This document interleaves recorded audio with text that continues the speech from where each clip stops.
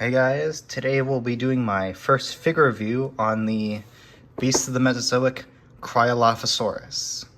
This is a figure I've been waiting quite a while for, so I decided why not do a figure review of it. Hopefully I can make more videos like this in the future, but without further ado, let's get into the figure itself. Now this should be everything that comes with the figure. You have of course the Cryolophosaurus itself, but you also have the tail which you need to attach. It comes with a lovely collector's card with a nice interpretation of the Cryolophosaurus. There's also the stand, the extra feet, and you also got this extra accessory, which is basically to make your dinosaur a little bit more fluffier. Now here is the figure fully assembled.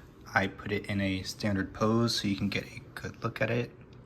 Some of my favorite parts of the Creative Beast Studio figures is that the sculpts are mostly scientifically accurate.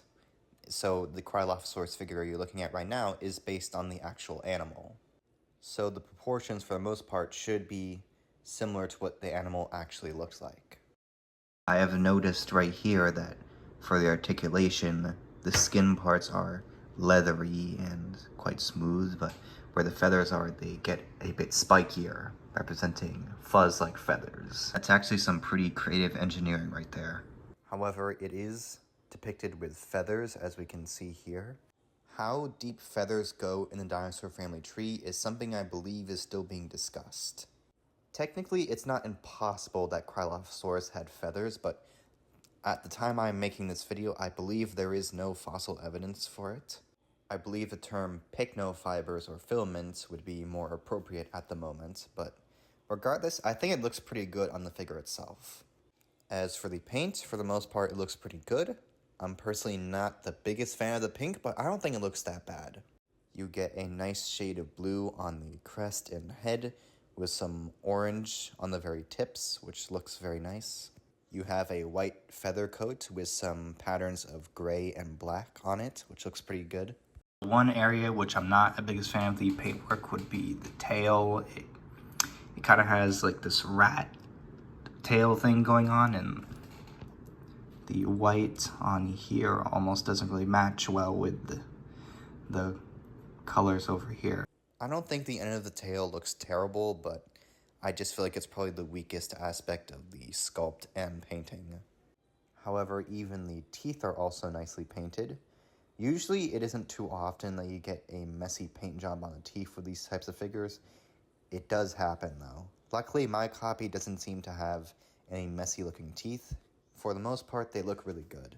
As for accessories, you get the stand, which can be positioned in different angles if you really want, and you also have swappable stands to get you got a better grip here, or just a cradle.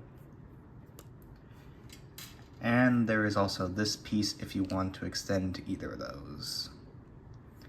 These are really good for any dinosaur figures you have, and it's a really nice addition. There is also the swappable feet. I don't really use these personally, but if you want to put your dinos in specific positions, then these might be quite useful. I don't use them, but that might be useful for other people. Not exactly an accessory, but I just want to show you guys the card it comes with as a nice rendition of the Cryolophosaurus right here, eating a little dinosaur right there, or a lizard. On the back it shows different facts about Cryolophosaurus. Fun fact, it's called the frozen crest. The name Cryolophosaurus means frozen crested lizard. Given the fact that the crest is blue, I can definitely see how this guy deserves the title of frozen crest. There is of course this back piece if you want your Cryolophosaurus to look fuzzier. And this is what it looks like on the figure itself. So if you want to add extra feathers, you have that. As for articulation, it has a bit of articulation in the neck. You can put it in a few different positions. You can look down, look up. You got articulation in the jaw. You got posable arms that can swivel move up and down. They can bend. Got a ball joint on the arms or the hands.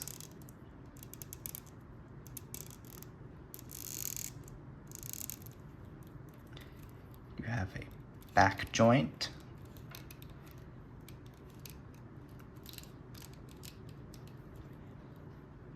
You can move the legs, of course. Bend the knees.